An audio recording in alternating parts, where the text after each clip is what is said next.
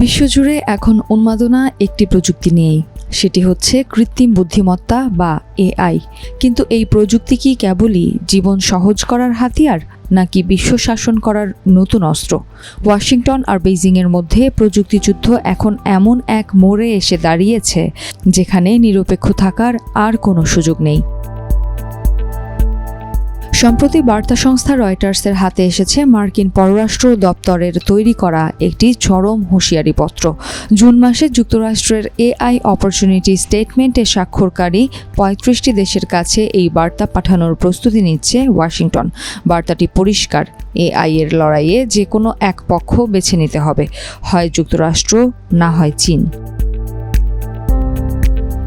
মূলত গত বছর যুক্তরাষ্ট্র চালু করে প্যাক্স সিলিকা নামে একটি বিশেষ জোট। উদ্দেশ্য এআই মডেল, উন্নত সেমিকন্ডাক্টর চিপ এবং অতি প্রয়োজনীয় খনিজ পদার্থের বৈশ্বিক সরবরাহ নিজেদের নিয়ন্ত্রণে রাখা। জাপান, দক্ষিণ কোরিয়া, অস্ট্রেলিয়ার মতো মার্কিন মিত্রদের পাশাপাশি কাজাখস্তানের মতো খনিজ সমৃদ্ধ দেশও এই জোটে যোগ দেয়। কিন্তু পাল্টা চাল দিতে দেরি করেনি চীনের প্রেসিডেন্ট শি জিনপিং।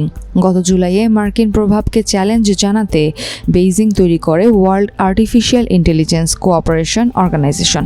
চীন জোর দিচ্ছে তাদের উন্মুক্ত প্রযুক্তির প্রসারে, যা দ্রুত জনপ্রিয়তা পাচ্ছে বিশ্বজুড়ে।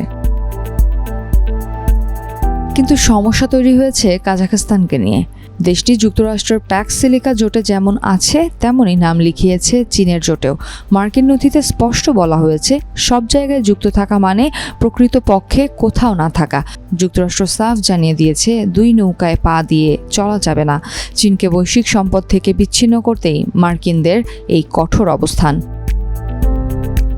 উভয় দেশের এই স্নায়ুযুদ্ধ আন্তর্জাতিক প্রযুক্তি রাজনীতিকে এক অভূতপূর্ব সংকটে ফেলেছে।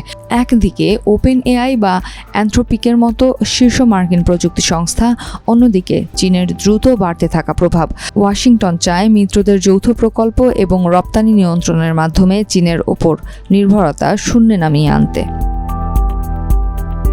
এদিকে চীন এই পদক্ষেপকে প্রযুক্তির রাজনীতিকরণ বলে আখ্যা দিয়েছে। কিন্তু বাস্তবতা হলো, এআই এর নিয়ন্ত্রণ যার হাতে থাকবে, আগামী দিনে বৈশ্বিক অর্থনীতি আর সামরিক আধিপত্যও থাকবে তারই দখলে।